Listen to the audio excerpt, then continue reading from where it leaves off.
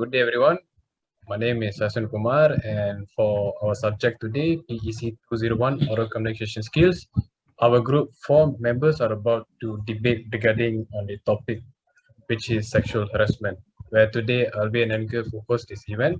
And to start off the debate, I will start off with the introduction of sexual harassment. Sexual harassment consists of a single series of unwelcoming conduct of a sexual nature that is perceived by a recipient to be intimidating. Over third or 36% of Malaysian women have experienced sexual harassment, compared to 1 in 6, 17%, which is men. The survey sampled moreover 1,002 Malaysians, and those who faced harassment, only half, which is 53%, reported or told to someone about what they had to endure with this situation while they were here. So these statistics has been updated roughly around 2021, and we believe that the numbers decreased due to the law enforcement that has been introduced by the governor. And moving on, sexual harassing behavior can be either direct, targeted at an individual, or an ambient, a general level of sexual harassment in an environment, and is harmful in both cases. It is considered illegal when it creates a hostile environment. Gender harassment or unwanted sexual attention that is severe or pervasive enough to alter the conditions of employment, interfere with one's work performance, or impede one's ability to get an education, or when it is quite pro quo sexual harassment, where forwardable professional or educational treatment is conditioned on sexual activity. But sexual harassment has been taken in many environments, many situations, such as public, or it could be in a remote area, or anyone would have been victim of sexual harassment, regardless of the gender, which is male or female. So in today's debate, we have our team members, which is our debaters, where they're going to share their thoughts and opinions regarding sexual harassment. So starting off with Tashwin Kumar. Hi, my name is Tashwin. I will be debating about the thoughts regarding the law towards sexual harassment. Certain acts of sexual harassment may also be amount to a criminal offense under the penal code. In such circumstances, the complaint may consider lodging a police report against. The court takes a broad approach in determining whether the claimed action amount to sexual harassment. The court gives particular consideration to the complaint reactions to the act of sexual harassment. As such, even if the claimed action may be regarded as accidental or friendly, the court will take into account the complaint's discomfort and uneasiness with the conduct complaint of. Thank you. Thank you. Next up will be me. Next would be Sharandev. Sharandev, please elaborate. Okay, so I would like to talk about online sexual harassment. So, online sexual harassment or sexual cyber harassment refers to threatening or harassing messages with a sexual nature, which get delivered by emails, online platforms such as Twitter, WhatsApp, etc. And it usually targets a specific person either through direct contact or the exact opposite method, such as posting unsolicited content of genitals,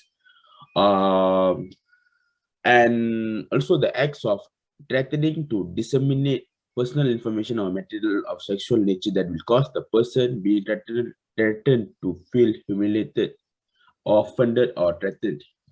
So basically, online sexual harassment is particularly harmful in the sense that it causes alarm, distress, compromising a person's mental integrity at a time where people are dealing with psychosocial issues, financial issues, and job insecurity during the hard times.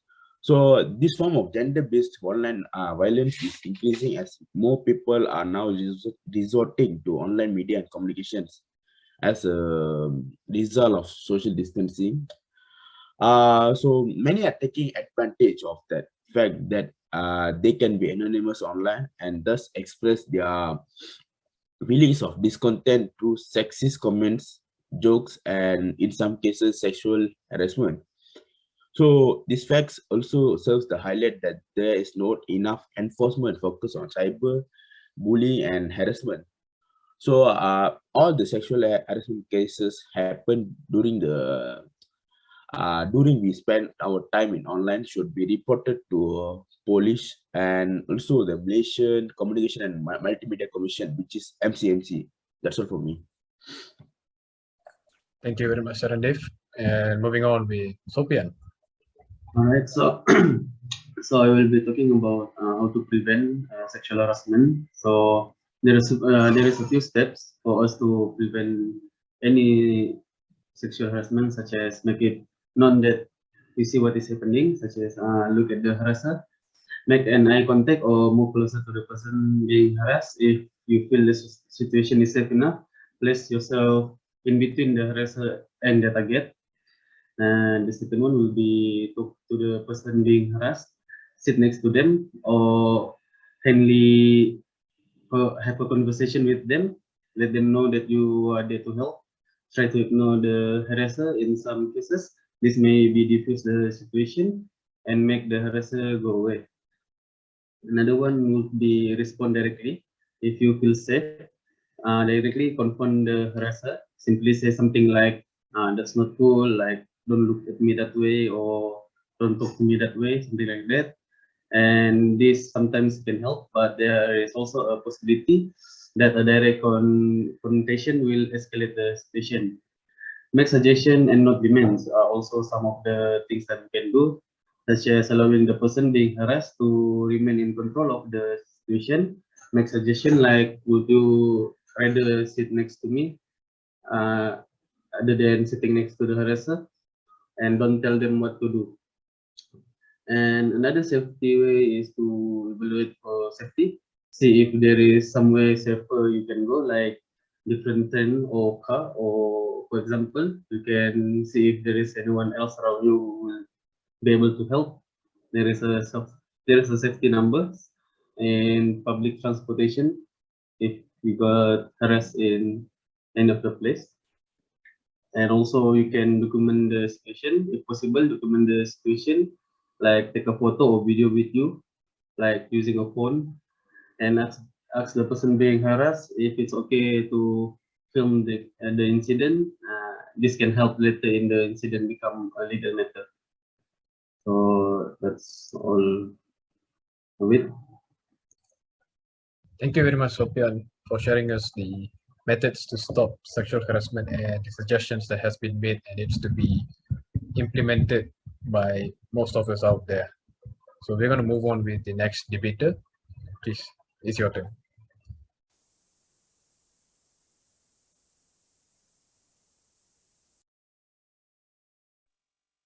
So I'm going to talk about sexual harassment that you can experience.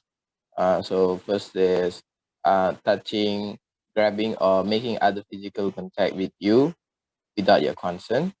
Making comments to you that have a sexual meaning, asking you for sex or sexual favors, leering and staring at you, displaying rude and offensive material so that you or others can see it, and then making sexual gestures or suggestive body movements towards you, cracking sexual jokes and comments around or to you, and then questioning you about your sex life, insulting you with sexual comments, behavior on a phone call that makes you feel uncomfortable, indecently exposing themselves to you, and sexually assaulting you.